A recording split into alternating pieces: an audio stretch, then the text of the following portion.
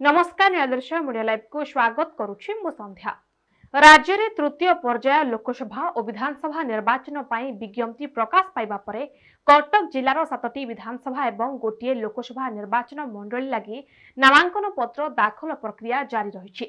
नामांकन पत्र दाखलर तृतीय दिन में आज बारबाटी कटक विधानसभा आसन ପାଇଁ बीजेडी विधायक प्रार्थी प्रकाश चंद्र बेहेरा नामांकन भरिछन्ति।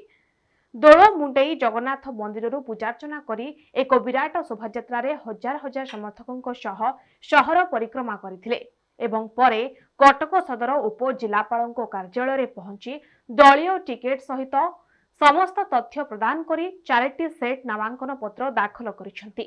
आज नामांकन दाखल परे हाई वोल्टेज प्रचार आरंभ करिवे प्रकाश। सेहिपरि बीजेडी प्रार्थी दाखल करिबा परे कांग्रेस प्रार्थी सोफिया फिरदौस शुक्रवार नामांकन दाखल करिवे बोली सूचना मिली। अन्यपटे बारबाटी रे बीजेपी प्रार्थी एजाबत घोषणा होई नाही, जहा उपरे रहिछि सभिंक नजर।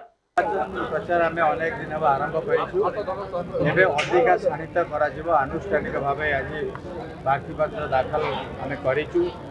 समस्त कर्मकर्ता भाई माने समर्थक माने शुभेच्छु माने समस्ते बहुत उत्साहित अच्छा एटी कटकवासी परिवर्तन चाहते जेहेतु नवीन बाबूर कार्यक्रम और कटकर डेभलपमेंट करे तांकर बहुत अवदान रही से लोक मैंने मन स्थिर कर जो भूल विगत दिन मानक से भूल आ न हो समस्ते सचेतन अच्छा आम पूरा कटकवासी जो शुभेच्छु समर्थक अच्छा समस्त सहयोग गोटे बहुत भल लड़ाई हवाक जाऊँगी एवं गोटे भल व्यवधान विजु जनता दल जीतिव नवीन बाबू जीतिव। कटक सत्यदीप करंक रिपोर्ट मिला दृश्य मीडिया लाइव। तेबे एभली खबर जानिया पई हम चैनल को लाइक शेयर एंड सब्सक्राइब करबा को भूलंतुनी। रहउछु नमस्कार।